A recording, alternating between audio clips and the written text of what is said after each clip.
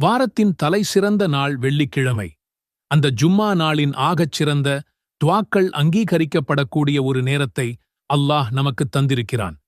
அதுதான் ஜும்மாவுடைய அசர் தொழுகைக்கு பிந்தைய நேரம். நம்முடைய வாழ்நாளின் பாவங்கள் கரைய வேண்டுமா? நம்முடைய கவலைகள் நீங்க வேண்டுமா? மறுமையில் நபிகள் நாயகம் ஸல்லல்லாஹு அலைஹி வஸல்லம் அவர்களின் பரிந்துரை நமக்கு கிடைக்க வேண்டுமா? இதோ ஜும்மா அசருக்குப் பின் நாம் ஓத வேண்டிய ஒரு சக்தி வாய்ந்த ஸலவாத்தை அல்லாஹ் நமக்கு அருளியிருக்கிறான். அல்லாஹும்ம ஸல்லி அலா முஹம்மதின் நபிய்யல் உம்மி வ அலா ஆலிஹி வஸல்லிம் தஸ்லீமன். துஆவின் பொருள்: யா அல்லாஹ், உம்மி நபியான முஹம்மது நபி ஸல்லல்லாஹு அலைஹி வஸல்லம் அவர்கள் மீதும் அவர்களின் குடும்பத்தார் மீதும் உன் கருணையைப் பொழிவாயாக, மேலும் அவர்கள் மீது உன் சாந்தியையும் அருள்வாயாக. மகத்துவம் நிறைந்த துல்ஹஜ் மாதம் நம்மை வந்தடைந்திருக்கிறது. ஆனால் உங்கள் உள்ளம் இன்னும் தீராத கவலைகளாலும் நிறைவேறாத தேவைகளாலும் பாரமாக இருக்கிறதா? என் துஆக்கள் எப்போதுதான் ஏற்கப்படும் என்ற ஏக்கத்தோடு காத்திருக்கிறீர்களா? கவலை வேண்டாம். இந்த வீடியோவின் முடிவில் அல்லாஹ்விற்கு மிகவும் விருப்பமான இந்த நாட்களில் உங்கள் கஷ்டங்களை இலகுவாக்கி உங்கள் பிரார்த்தனைகள் அங்கீகரிக்கப்பட உதவக்கூடிய மிக எளிமையான ஆனால் மிகவும் சக்தி வாய்ந்த ஒரு அமலை தெரிந்து கொள்வீர்கள். இன்ஷா அல்லாஹ். நம்ம ஒவ்வொருவருக்கும் ஒவ்வொரு விதமான கவலை. சிலருக்கு தீராத கடன், சிலருக்கு பிள்ளைகளின் எதிர்காலம் குறித்த ஆதங்கம், இன்னும் சிலருக்கோ உடல்நலக் குறைவு, மன அமைதியின்மை, திருமணத் தடை, தகுதியான ஒரு வேலை கிடைக்கவில்லையே என்ற ஏக்கம். இப்படி சொல்லிக்கொண்டே போகலாம். நாம் ஒவ்வொரு தொழுகையிலும் ஒவ்வொரு இரவிலும் அல்லாஹ்விடம் கையேந்தி துஆ செய்கிறோம். யா அல்லாஹ், என் கஷ்டத்தை நீக்கு. யா அல்லாஹ், என் தேவையை நிறைவேற்று என்று கண்ணீரோடு கேட்கிறோம். ஆனால் சில சமயம் நமது துஆக்கள் தாமதமாகும் போது ஷைத்தான் நம் மனதில் சோர்வையும் விரக்தியையும் விதைக்கப் பார்க்கிறான். இவ்வளவு கேட்டும் நடக்கவில்லையே என்ற எண்ணத்தை மெல்ல உள்ளே திணிக்கிறான். இப்படிப்பட்ட மனநிலையில்தான் பலர் தவறான வழிகளில் தீர்வைத் தேடத் தொடங்குகிறார்கள். ஆனால் ஒரு உண்மையான விசுவாசி ஒருபோதும் அல்லாஹ்வின் அருளில் நம்பிக்கை இழக்க மாட்டான். அவனுக்குத் தெரியும், நிச்சயம் அல்லாஹ் தன் பிரார்த்தனையை கேட்கிறான் என்று. ஒருவேளை அந்த துஆவை அங்கீகரிக்க அல்லாஹ் ஒரு சிறந்த நேரத்தை, ஒரு சிறந்த சந்தர்ப்பத்தை எதிர்பார்த்துக் கொண்டிருக்கலாம். இப்போது கேள்வி இதுதான்: அந்த துஆக்கள் வேகமாக அங்கீகரிக்கப்பட, நம்முடைய கவலைகள் எனும் பனிப்பாறையை உருக்க நாம் செய்ய வேண்டிய அந்த மிக சக்தி வாய்ந்த அமல் என்ன? அதுதான் நம் உயிரினும் மேலான நபிகள் நாயகம் ஸல்லல்லாஹு அலைஹி வஸல்லம் அவர்கள் மீது ஸலவாத் சொல்வது. ஸலவாத் சொல்வதற்கும் கவலைகள் நீங்குவதற்கும் என்ன சம்பந்தம் என்று நீங்கள் யோசிக்கலாம். மிகப்பெரிய சம்பந்தம் இருக்கிறது. ஸலவாத் என்பது வெறும் வார்த்தைகள் அல்ல. அது ஒரு இபாதத், ஒரு வழிபாடு. அல்லாஹ்வே தன் திருமறையில் கூறுகிறான், நிச்சயமாக அல்லாஹ்வும் அவனுடைய வானவர்களும் நபியின் மீது ஸலவாத் சொல்கிறார்கள். நம்பிக்கை கொண்டவர்களே, நீங்களும் அவர் மீது ஸலவாத்து சொல்லி சலாமும் கூறுங்கள்.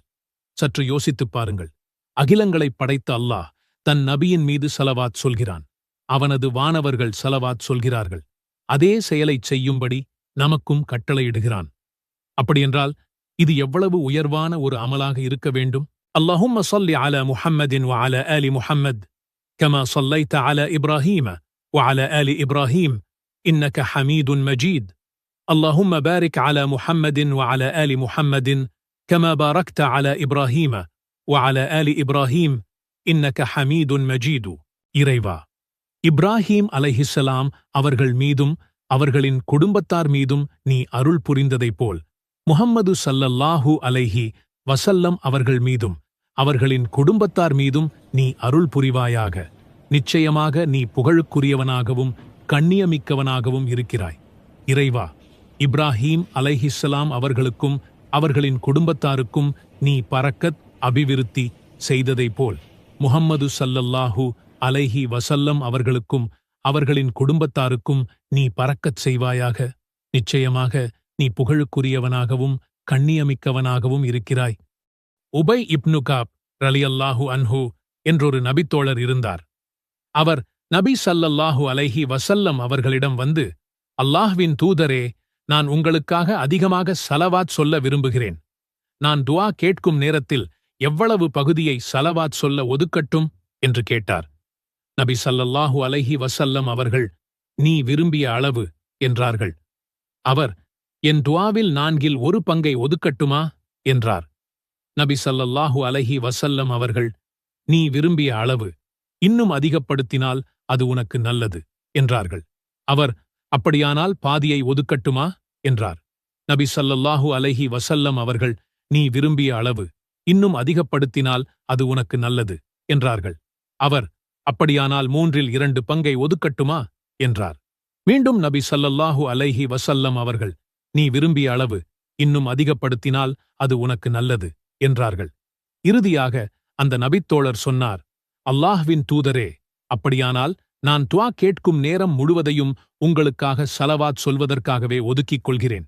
அதற்கு நபி ஸல்லல்லாஹு அலைஹி வஸல்லம் அவர்கள் சொன்ன அந்த வார்த்தைகளை உங்கள் இதயத்தில் ஆழமாக பதியுங்கள். அவர்கள் சொன்னார்கள், அப்படியானால் உன்னுடைய கவலைகள் அனைத்தும் தீர்த்து வைக்கப்படும், உன்னுடைய பாவங்கள் மன்னிக்கப்படும்.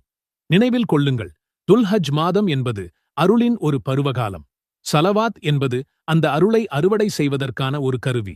உங்கள் இதயத்தில் எவ்வளவு பெரிய கவலை இருந்தாலும், உங்கள் தேவைகள் மலை போல நின்றாலும், அல்லாஹ்வின் அருளை விட அவை பெரியதல்ல. நபிகள் ஸல்லல்லாஹு அலைஹி வஸல்லம் அவர்கள் மீது நீங்கள் காட்டும் அன்பின் வெளிப்பாடாக ஸலவாத்தை அதிகப்படுத்துங்கள். உங்கள் மீது அல்லாஹ்வின் அன்பும் அருளும் பொழிவதை உணர்வீர்கள். இன்ஷா அல்லாஹ், உங்கள் இதயத்தின் பாரங்கள் குறையும், மூடப்பட்ட கதவுகள் திறக்கப்படும், நீங்கள் எதிர்பாராத வழிகளில் தேவைகள் நிறைவேறும். எல்லாம் வல்ல அல்லாஹ் இந்த புனிதமான நாட்களில் நாம் செய்யும் நல்லமல்களையும் ஓதும் ஸலவாத்துகளையும் ஏற்றுக்கொள்வானாக.